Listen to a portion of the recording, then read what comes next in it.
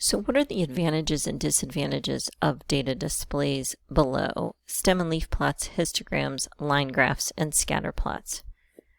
Well, stem and leaf plots are nicely organized.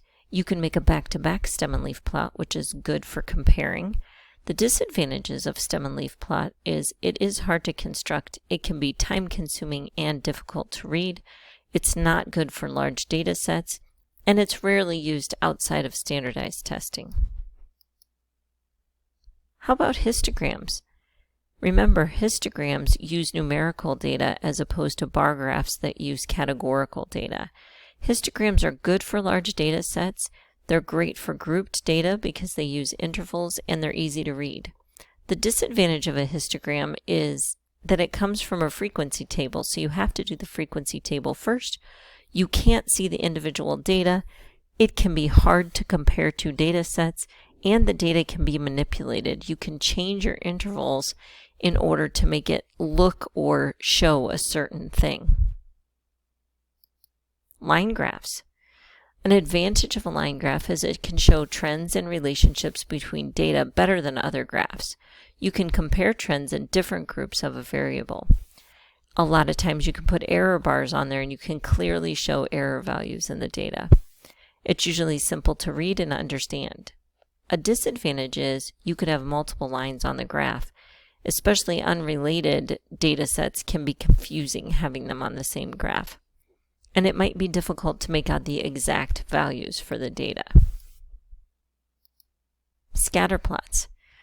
So an advantage of a scatter plot is it shows a relationship and a trend in the data relationship. It shows all the data points, including the minimum, maximum, and outliers. It can highlight correlations. It retains the exact values in the sample size. It shows both a positive and negative type of graphical correlation. The disadvantage is the flat best line fit can give inconclusive results. The interpretation can be subjective. Correlation does not mean and not show causation, which a lot of people make a mistake and use it for that. Data on both axes have to be continuous data. So that goes back to the difference between discrete and continuous data. So if you're using a scatter plot, you have to have continuous data on both axes. You cannot use scatter plots to show the relation of more than two variables. It only talks about two variables. The last thing I want to talk about in advantages and disadvantages when you're looking at data displays is beware of bias.